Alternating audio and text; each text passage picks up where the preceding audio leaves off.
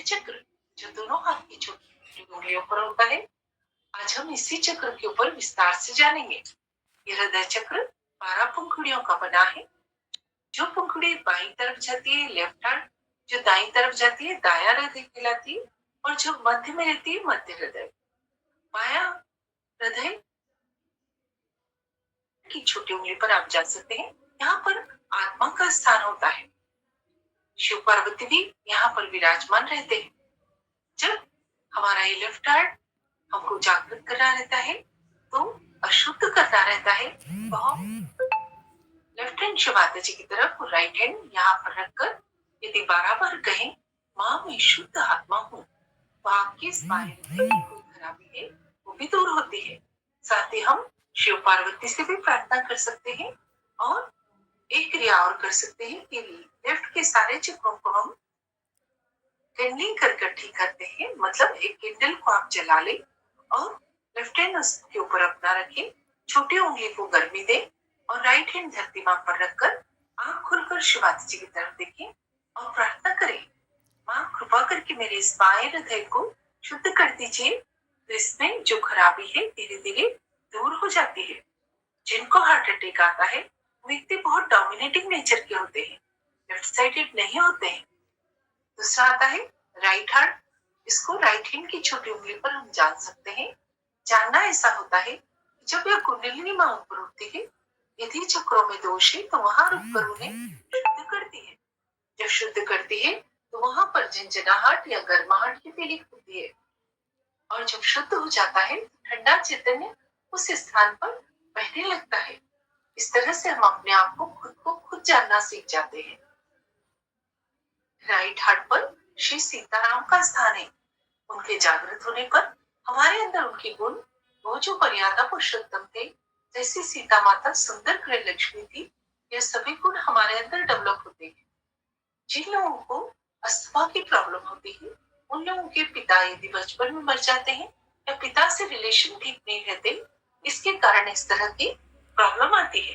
यदि इस स्थान को शुद्ध किया जाए तो इस तरह की प्रॉब्लम 100% ठीक होती है। मध्य हृदय मां जगदम्बा का रहता है और यह चक्र स्टर्नम बोन के नीचे रहता है।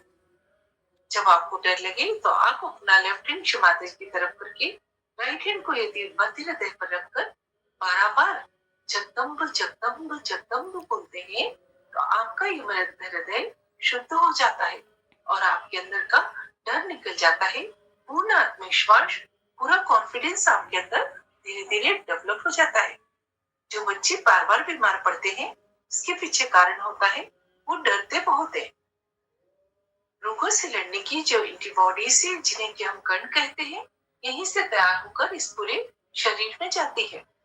तो जब यह मध्य हृदय जागृत हो जाता है, जब जगदम्बा जागृत हो जाती है, तो आपके रोगों से लड़ने की शक्ति, आपका इम्यूनिटी सिस्टम भी मजबूत हो जाता है और आप बार बार बीमार नहीं पड़ते हैं।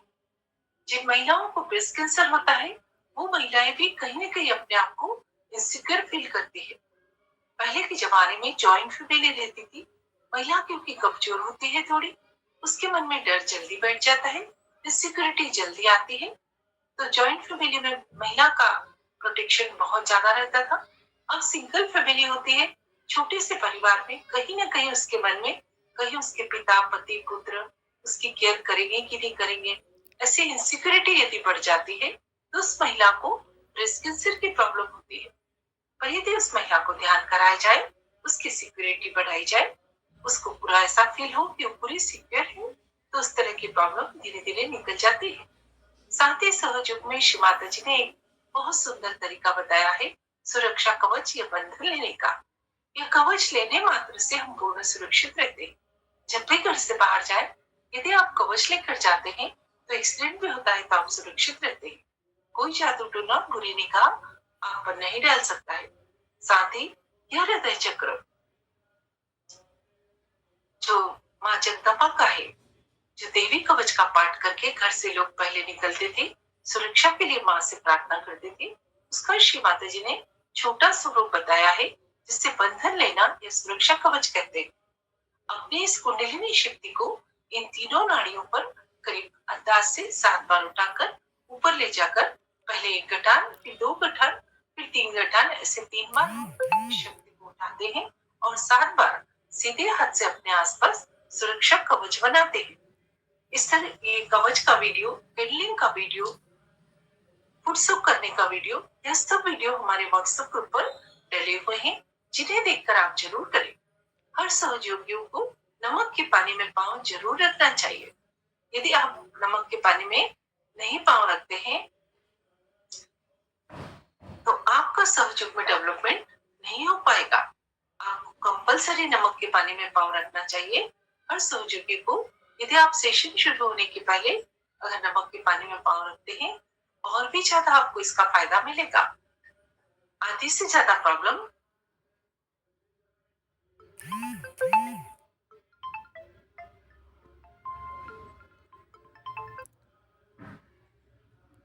नमक का पानी अपने अंदर सक कर लेता है, जिसे हम फुट सोक करना कहते हैं। यह सत्य वीडियो हमारे व्हाट्सएप ग्रुप पर डले हुए हैं, जिन्हें आप देखकर कर सकते हैं। इस तरह से आज हमने इस हृदय चक्र के बारे में, जिसे अनाहत चक्र भी कहते हैं, थोड़ी सी जानकारी ली। यदि आपको ज्यादा जानकारी चाहिए तो आप श्री माता जी के प्रवचन सुनिए।